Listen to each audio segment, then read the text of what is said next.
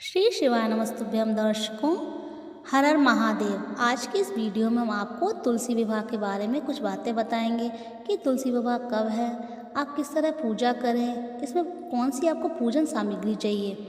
तो इस बार जो तुलसी जो विवाह है वो 5 नवंबर को है। इस दिन देवी तुलसी के साथ भगवान विष्णु के विग्रह स्वरूप यानी शालिग्राम जी का विवाह पूरे विधि विधान के साथ किया जाता है।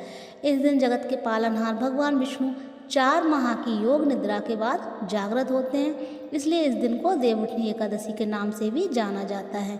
तो जो देवउठनी एकादशी है वो आपकी 4 तारीख को है और जो तुलसी विवाह है इस बार 5 नवंबर का है।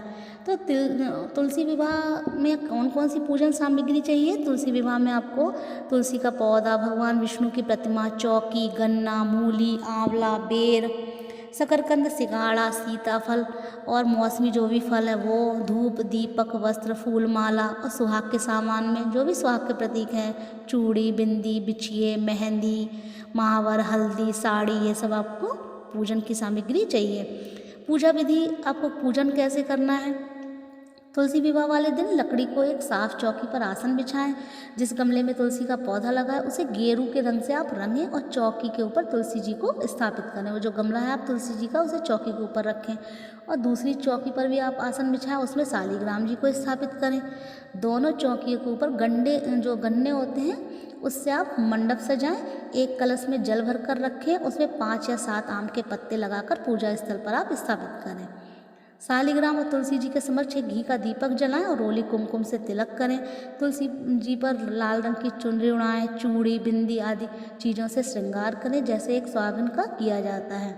उसके बाद सावधानी से चौकी समेत, मतलब जिस पर शालिग्राम जी स्थापित हैं, उस चौकी को उठाएं और तुलसी जी की आप 7 परिक्रमा करें। पूजन पूर्ण होने के बाद देवी तुलसी व शालिग्राम जी की आरती करें और उनके सम्मुख सौभाग्य की कामना करें। पूजा संपन्न होने के बाद प्रसाद वितरित करें। तुलसी जी के विवाह का इतना महत्व है, कहा जाता है कि जिनके पुत्रियां नहीं होती, बेटियां नहीं होती, वो तुलसी और शालिग्राम जी का जो विवाह करते हैं तो उन्हें कन्यादान का फल प्राप्त होता है। तुलसी जी के में जो कथा है वो प्रचलित है कि जो वृंदा नाम की जो देवी थी, वृंदा नाम की जो कन्या थी, तो वो विष्णु जी की बहुत ज़्यादा भक्त थी। लेकिन जब बड़ी हुई तो उनके माता पिता को बहुत चिंता आई उनकी शादी की। तो उन्होंने, उनके जो माता पिता थे, उन्होंने उनका विवाह जलंधर से करवा दिया जो समुद्र मंथन से हुआ था।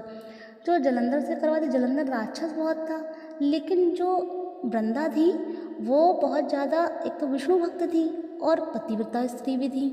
तो पतिव्रता होने के कारण जो जलंधर था वो और शक्तिशाली होता जा रहा था। तो वो राक्षस जो थे बहुत ज़्यादा शक्तिशाली हो गए और राक्षस हार ही नहीं पा रहे थे। उसकी वजह से ना राक्षसों की भी शक्ति बढ़ती जा रही थी, क्योंकि उसे कोई युद्ध में हरा ही नहीं पा रहा था।